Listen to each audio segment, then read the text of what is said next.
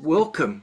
I was just counting up how many times we've had Dragon Talks, and this is our 28th Dragon Talks. So each time we've normally had two speakers. So what's that? 2 times 28, 56. We've got at least 56 speakers there, which is amazing. And of course, if you were around in July, you would have seen all those beautiful 36 speakers talking about dragons. Today we've got two speakers from the States, which is beautiful. So it's early in the morning for them. And our first speaker is Robert, and our second speaker will be Maggie. Again, can't speak. And so I'll give you a quick intro to Robert. And he's going to be speaking about the Wheel of the Year.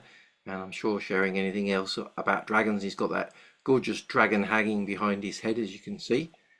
So Robert is the founder of I never saw, is it Wyvern or Wyvern? How would you say it?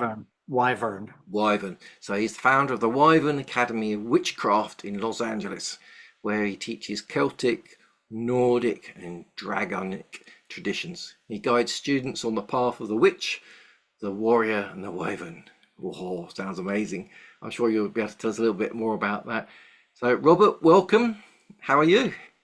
I'm doing well, thank you, Kevin. I'm very glad to be here. I'm looking forward to a discussion about the Wheel of the Year. I don't know how many here uh, follow the Wheel of the Year. Raise your hand if you do. What No? do you, what do you Okay. mean by the Wheel of the Year? I think we're all about. What do you mean Yep. by it? Okay. I figured if you're familiar with the Wheel of the Year, you Maggie's would know got her that thumbs up. factor. Um, it's referred to as the Witch's Wheel of the Year, and it is a, I want you to visualize it as one of those graphic pies that you see that has cutouts that says, oh, this percentage is that. Cut the pie in half, and it is divided into two sides, the light half of the year and the dark half of the year.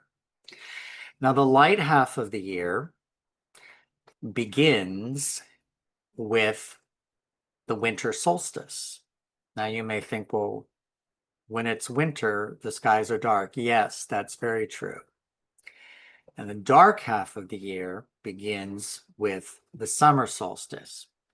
Now, you may see that my cats keep going back and forth. So if you happen to see something pass by, that's what that is. The light half of the year goes from the winter solstice to the summer solstice, in which the light, the sun, the earth is in a state of rebirth. And the sun and its energy reaches its maximum potential at the summer solstice, because that is the longest day of the year. And it's usually like June 21st, June 22nd. From that day forward to the winter solstice, the days get shorter, even if it's just by 30 seconds. And at the winter solstice, that is the shortest day of the year, where the darkness, the night is longer than the day at that point. So the light diminishes, hence what we call the dark half of the year. Now, if you put a cross, you have your pie, light half, dark half. And if you put a horizontal line, you are including the equinoxes. And the equinoxes are the autumn equinox and the spring equinox. There is a book that I would like to recommend to everyone. I don't know if you can see it here. It's called Year of the Magical Dragon, and it's by Virginia Chandler. This artwork is pretty wonderful. It's by Anne Stokes, which is on the cover. Now, I know that we have some authors here in attendance, but I'm going to concentrate on what Virginia goes, how she dissects the Sabbats. So there are 8 Sabbats in the Wheel of the Year. And the witch's new year begins with Samhain, which we know as Halloween. She describes what we should be giving to the dragons by honoring our ancestors, really, the dragon ancestors.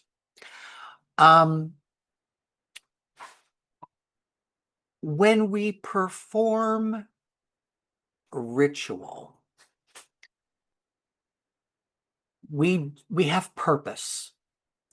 And if you don't have purpose, then your ritual needs to take some shape. Yes, you can give yourself cleansings. Yes, you can give yourself, a journey, a metaphysical journey that you can take, an astral journey. But the idea of performing a ritual as if you were going to church, and that's kind of what I like to call a church for witches. Everything that you do must have intent in order for your magic to be successful. So at Samhain, we want to honor those that have gone before us. We want to give back to the ancestors that have gone before us, our teachers, our mentors, the spirits that we have encountered in our lives thus far that have propelled us forward. Those spirits may have passed from this realm. Some of them may still be in this realm. But we want to give, we want to hold their memory and their teachings alive with us. Now, one of the first Samhain rituals that I was included in was in Salem, Massachusetts. And I really felt during that ritual, we honored all of the victims of the Salem witch trials by calling their names one by one and lighting a candle. And that was in honor of what they went through in order to, well, have a time in history that was not so good for us, for humanity. And to be honest with you, they probably weren't, there was probably only one real witch there, and it was probably Bridget Bishop, who was a midwife. The others were really not, they were just accused. But we honor what they went through in order to bring us to where we are today. There's always going to be oppression. There's always going to be people who are going to want to take from you physical, emotional, spiritual. But a lot of people out there want to take your energy. And in the metaphysical world, we call them psychic vampires. Now, that's not That's, don't think of that as a negative or an incorrect term. Those are spirits that need to have our energy for them to survive. A lot of witches don't, they want to stay clear from being siphoned of all of their energy.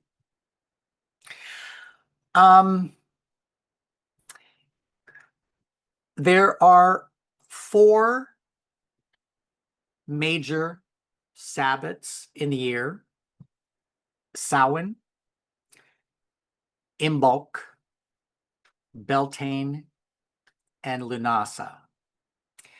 And then in between those, there are 4 minor Sabbats, which are Yule, Ostara, Litha, and Mabon, or sometimes pronounced Mabon,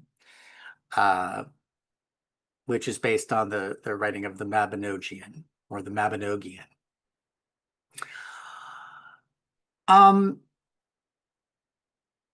We follow the wheel of the year as a cycle in our lives. Like I had mentioned, it is life, death, and rebirth.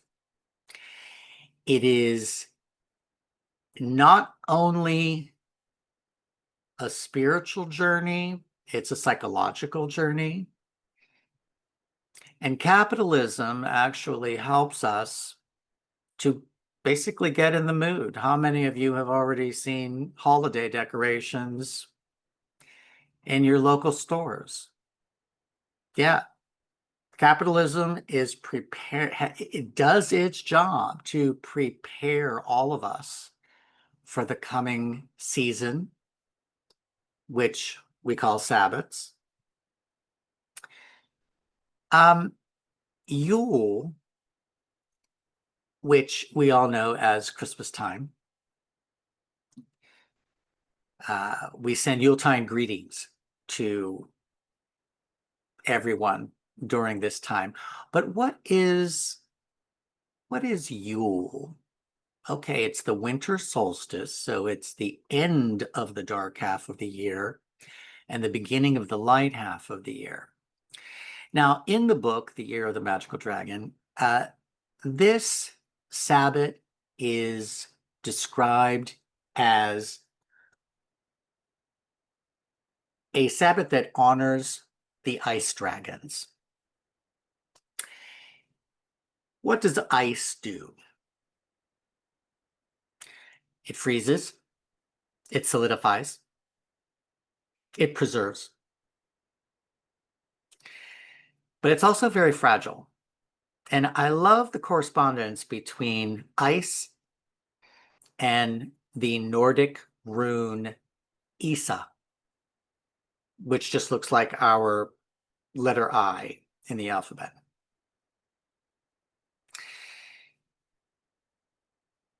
Ice can, as we know, sink a ship.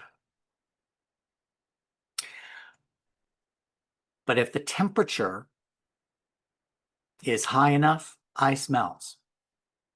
So it's really not as fragile as, or it's really not as strong as we think it is. It has a lot of fragility to it. During Yule, we celebrate the cold. We celebrate what the new year will bring. But we also have a responsibility to melt away that which no longer serves us. One of the rituals that I like to do during Yule is to have all of the participants in my circle hold a very large cube of ice throughout the ritual, and you let that ice melt in your hands. What's the purpose of this? We project all of what we want to let go in our lives. We project that into the ice and we allow that to melt. It is a physical manifestation of shedding symbolically that which no longer serves us. So that just like the new light that is coming after the winter solstice, we can also be free from trauma, pain, anything that no longer is needed for us to make our journeys in our lives. Now, holding an ice cube that's fairly large for a long period of time can cause a definite effect on your hands. But that's the goal, because not only are you shedding yourself spiritually, but you're physically changing. You are physically allowing what you have put into that ice cube to melt, to dissipate, to transform from a solid to a liquid, and then eventually to air. It evaporates. Now,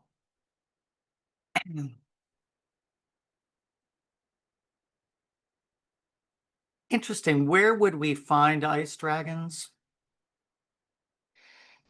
Well, sure, you could say, well, they're in the North Pole, they're in the South Pole, high up in the mountains where there's snow. But you can find them within all of our environments. Everything that we encounter is magic.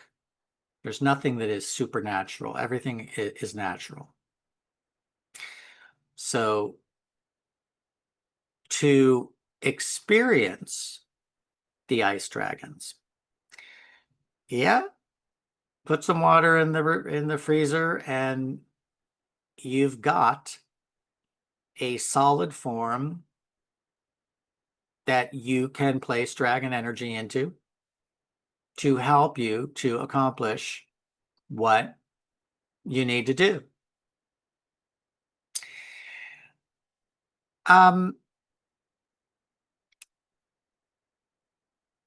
Yule is followed by Imbolc. The translation of Imbolc literally means use milk. And it is a Sabbath that is to honor the goddess Bridget or Breed, depending on what part of Ireland you come from, because she is an Irish goddess. Now, in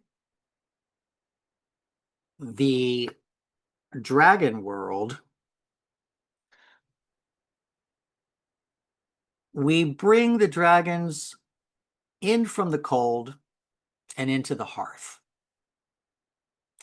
The hearth, which for most of us, we would call the kitchen or the fireplace, which is the center of the home. It is a place where we gather with our loved ones. It is a place that is welcoming It's welcoming because we are preparing ourselves symbolically for the return of the sun, the return of the light in its full strength. Imbolc normally arrives around February 1st or 2nd. We refer to it as the witch's spring, because this is the time when the seeds of the earth below the soil begin to sprout. This is when mothers underground in their dens that they created give birth to their offspring.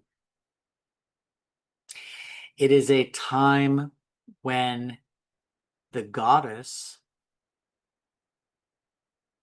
begins to stir from her long winter's rest. So we do that as well. We begin our ascent from the dark half of the year into the light. Now, how do we do that?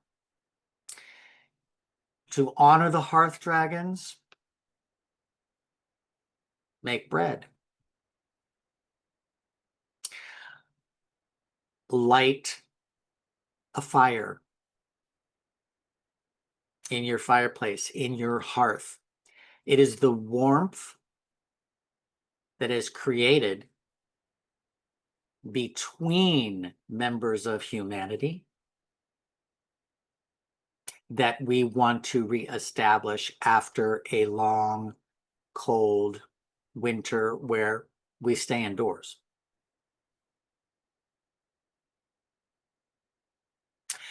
Now, in this book, there are rituals that are presented that one can do to pertain, that rituals that pertain to each of the Sabbats, but these rituals are the author's rituals. I am a firm believer in having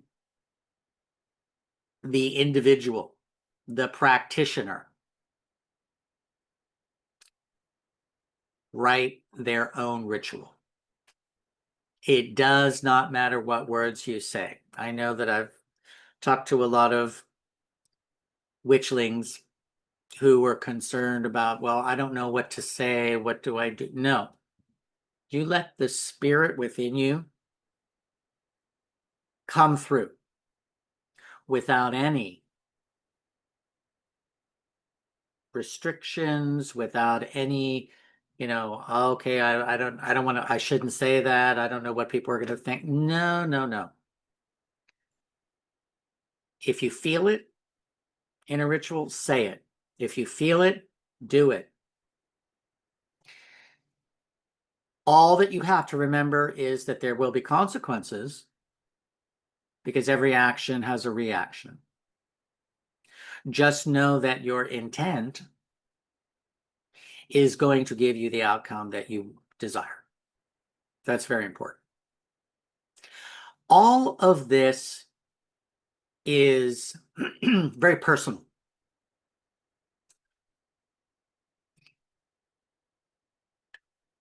Astrology is a science. That's a very given. It is a science. Witchcraft is very personal. How you view your place in this world, how you view your presence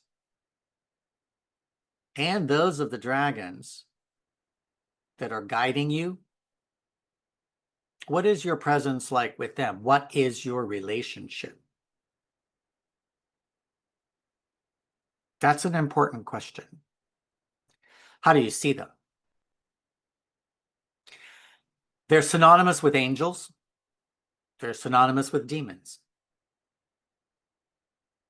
They're synonymous with gods and goddesses.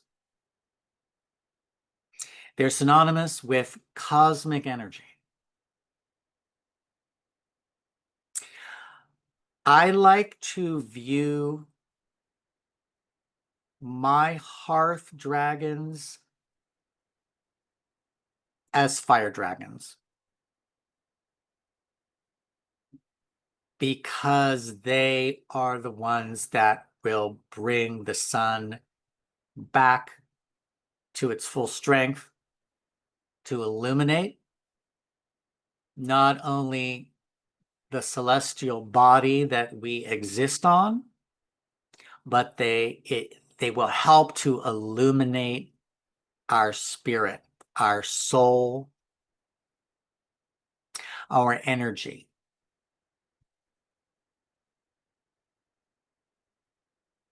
When you light a fire, you are lighting a fire not only to cook food or to keep warm, but to keep that burning fire of creativity, that burning passion of youthfulness alive within you.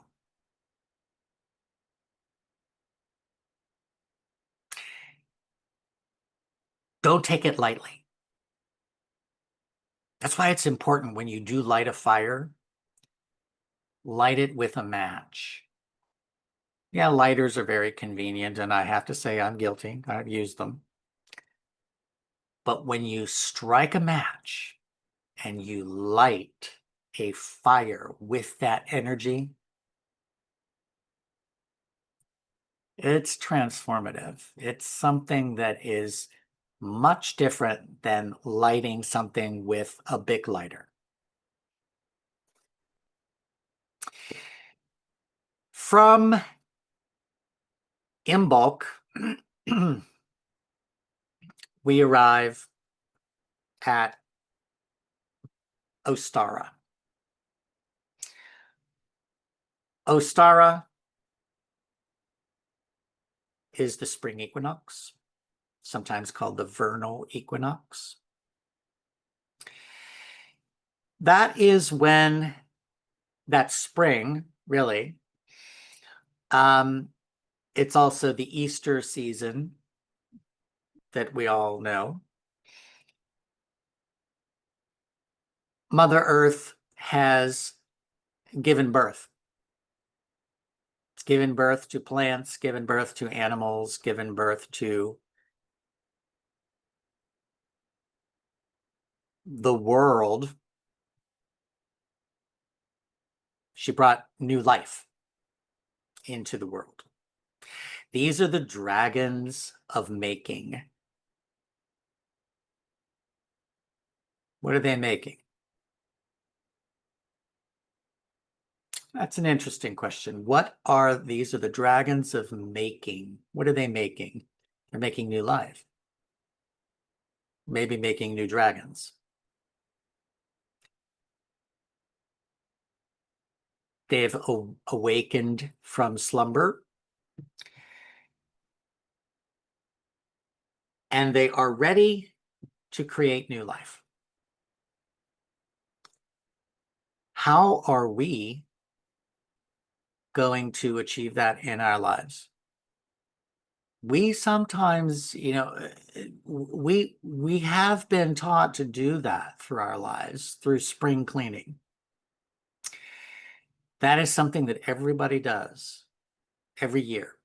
Oh, I got to do my spring cleaning. That's a rebirth. You're waking up. You're cleaning.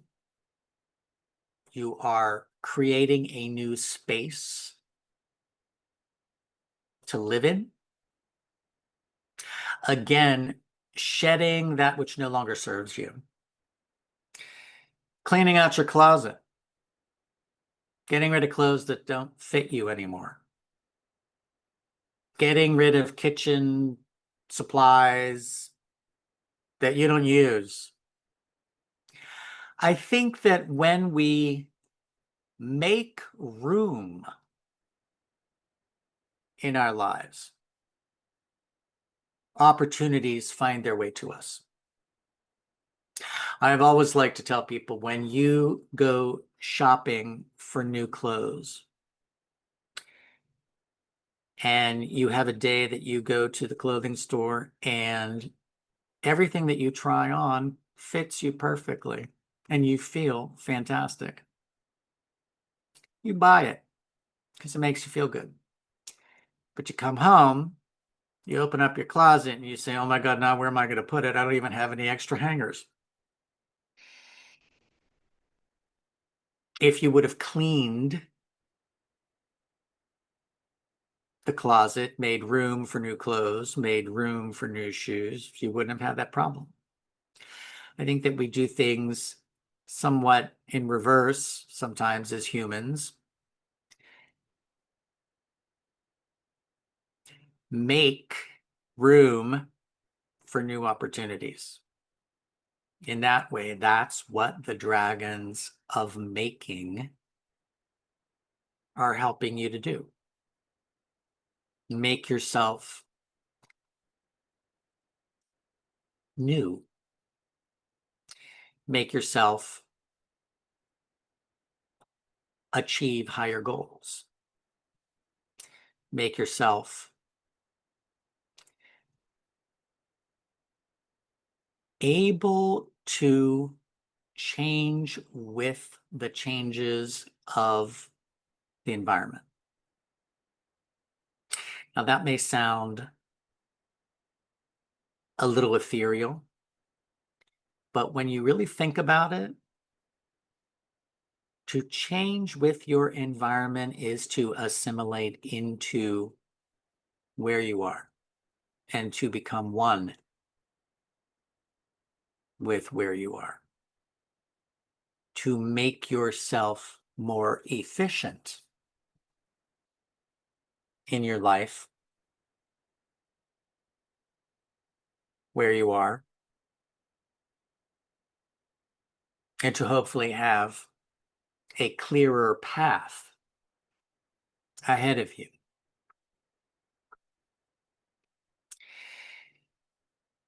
From Ostara, we move to Beltane. Beltane, which is a major Sabbath, is the great rite. It is the union of male and female. It is the union of the god and goddess. To put it very plainly, it is a celebration of sexuality. It is a time that celebrates that primal,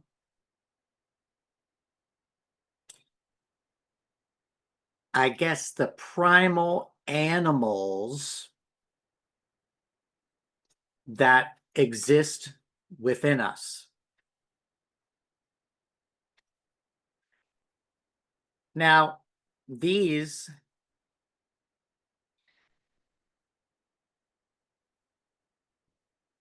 are dragons that wake you up. These are dragons that allow you to reproduce your desires, your goals, the achievements that you still want to acquire in your life.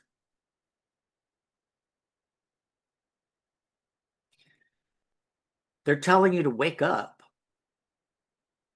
live life.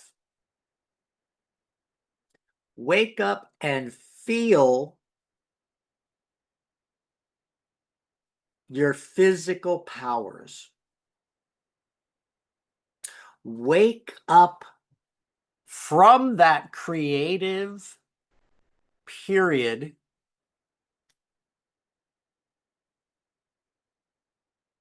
and celebrate what you have become.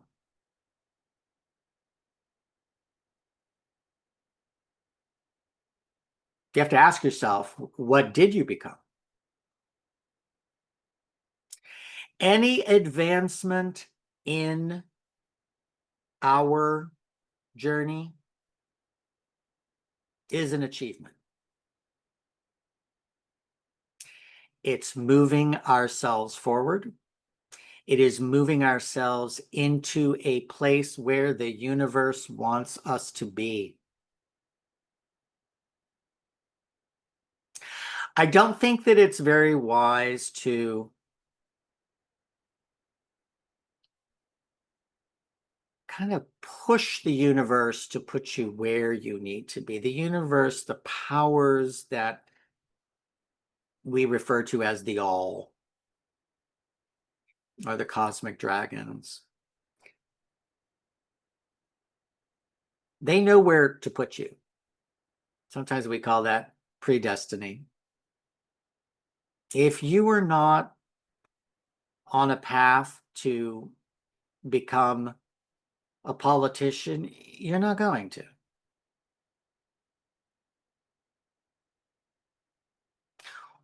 Where do you want to be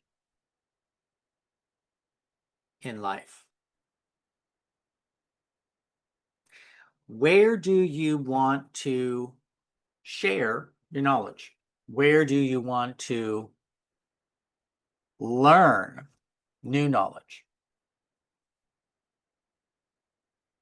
That's about waking up, opening up your mind to ideas, theories,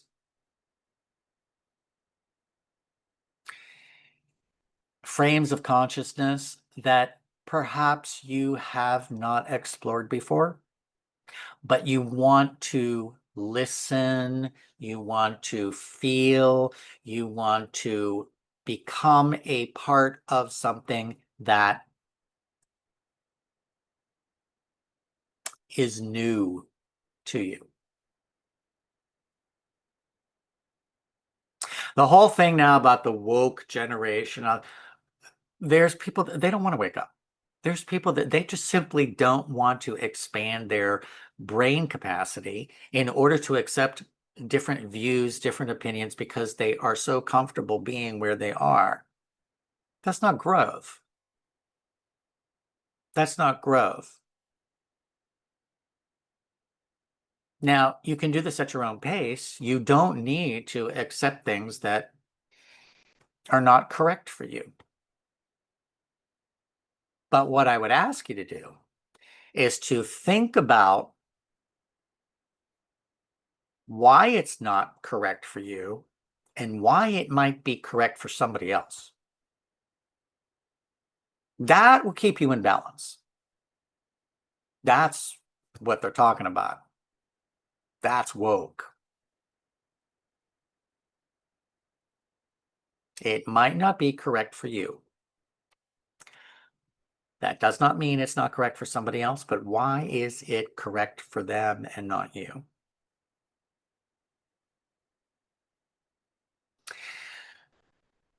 The next Sabbath that we encounter is on the wheel is Litha. Litha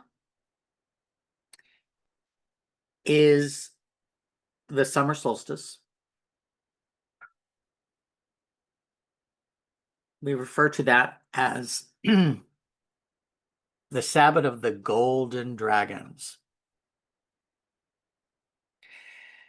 And the dragon behind me would classify as a golden dragon. The sun, the rays of the sun are shining through its wings. It brings the idea of a phoenix into our minds, rising from the ashes. The phoenix that rises from the soil, from the dirt, from destruction, that ascends to a great height and takes you with it.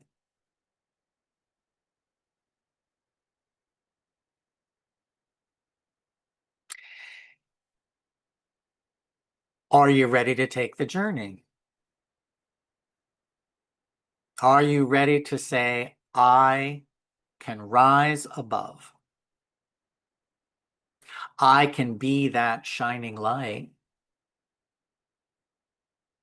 for others to follow. We all are looking for people in our lives that can guide us through our journeys, people who can hold our hand when things get scared, whether it's physically or emotionally. How many times have you walked through the haunted house at some carnival, and when you open up that exit door and you see the light again, somewhat relieved? That fear of the unknown, or what is going to block your path, doesn't exist anymore. It's not there. Why? Because your light is too bright. Your light blinds the darkness. Maybe it burns the dark. Now, that's not to say that you can't be in the dark, because I think that you definitely need to be in the dark to understand what the light is.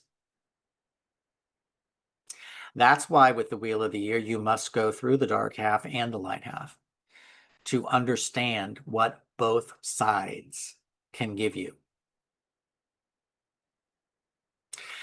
Golden dragon. When we think of gold, we think of riches. We think of something very precious.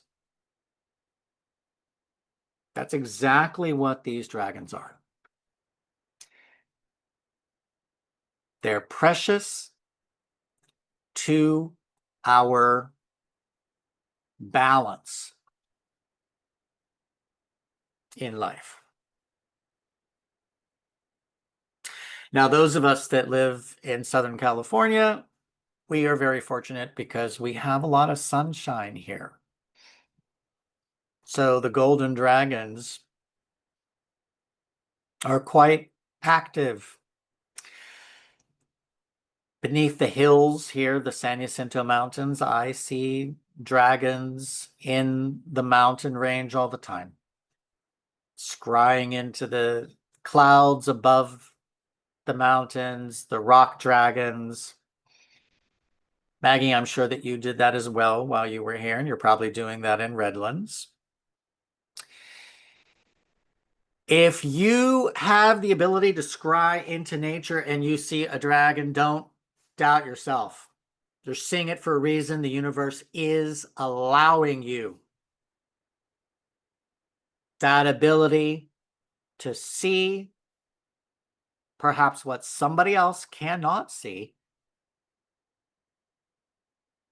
But it's a direct clarification to you that what you are envisioning is real and it's beside you.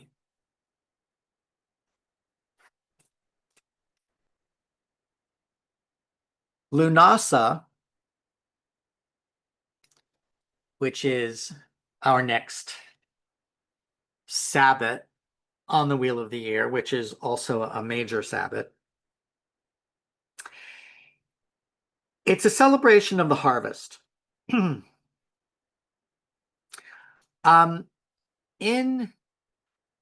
the ancient times, Lunasa was a Sabbath that celebrated the first round of crops.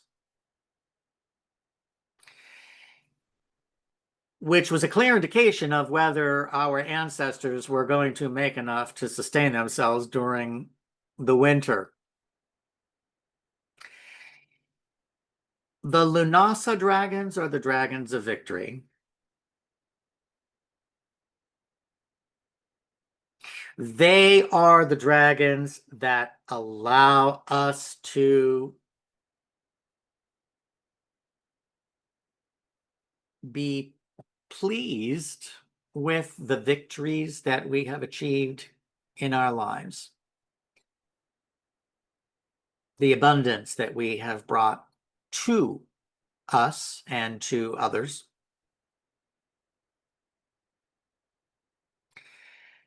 When we think of a victory, we think of winning, we think of our achievements, we think of opportunities that have come forth to move us forward in life. Yes, I've had a victory. I did this, I did that. I achieved this. Well, there are dragons that helped you to do it. And they are the victory dragons.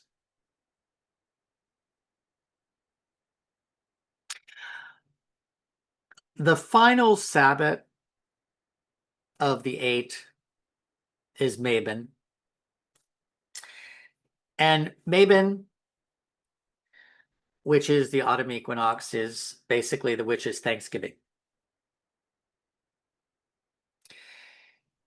And these are, this is again a harvest time of year. And we honor the dragons that have given us the bounty in our harvest, in our life's harvest.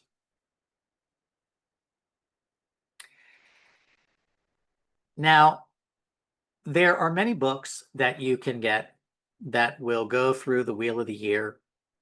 And I would recommend that anyone who is, interested in reading other people's journeys, other people's interpretations of what this wheel is, it's a good thing. We all have different experiences in life, but what unifies us is that our journeys, it's universal. We all go through the same life, just different degrees.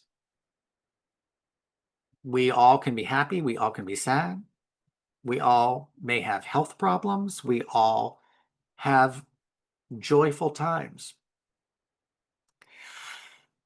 Events that are synonymous in each of our lives may happen at different times in our lives, but that really is a result of the universe giving you those joys when you're ready. Normally after a period of darkness.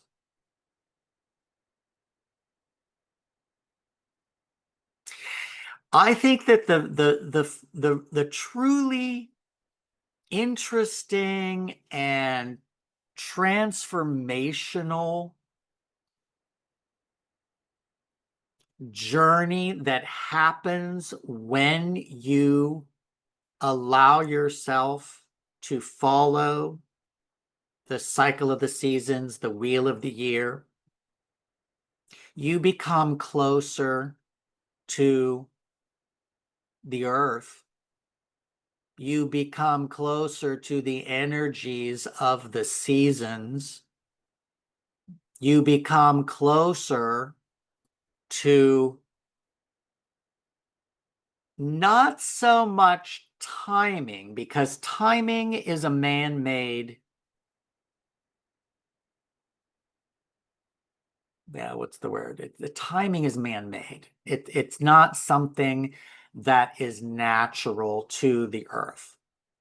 But when you follow the wheel of the year and the moon phases and the equinoxes and the solstice, you become closer with the celestial bodies that we inhabit. And if you think of the dragons as being celestial,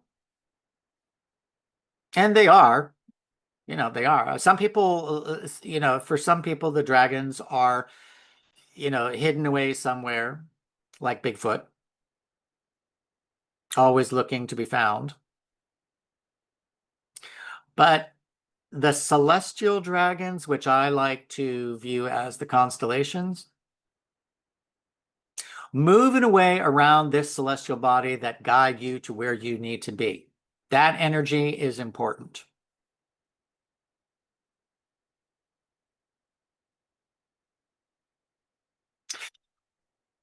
Each of us has an energy that is unique to our person, to our spirit, to our soul. It's unique to how we move through the world. And when you are in a state of balance, the world is much easier to navigate. That's very important. If you live a chaotic life, you're going to live in a chaotic world, even if it is your own world.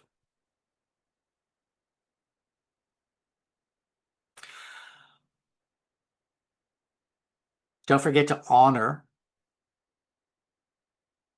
all of the seasons, all of the dragons that help to guide you to where you want to be, where you need to be, where you desire to be. Ultimately, the journey is yours. You can start and stop it at any time. And I have taken breaks. You take breaks to recalibrate yourself, recalibrate your inner sanctum. I think that we move too fast. As a society, we move too fast. Are we meant to be agents of chaos? Maybe. What comes out of chaos? Order.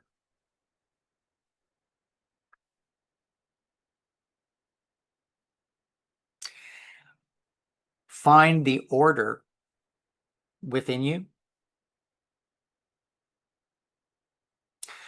to control the chaos that surrounds you. I thank all of you for listening, and I hope that everybody got something from me sharing my journey with you. And once again, if you are interested in learning more about the Wheel of the Year, this book, Year of the Magical Dragon, I'm sorry that it's not being Year of the Magical Dragon, and it's by Virginia Chandler, who is an American author. And like I said, the artwork on the front of the cover is by Anne Stokes, who is a very popular British dragon artist who I'm proud to say that I'm friends with. Does anybody have any questions? Would anybody like to speak up and describe a personal experience or ask any questions about what I have discussed?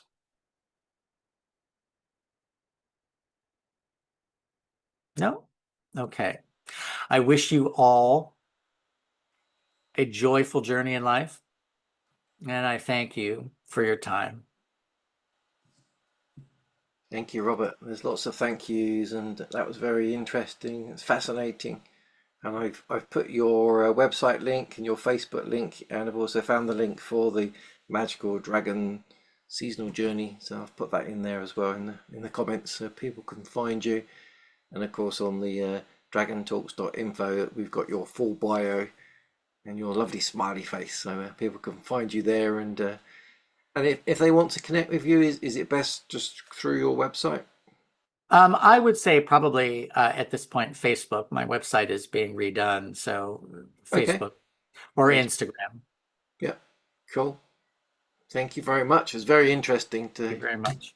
learn lots. So thank you.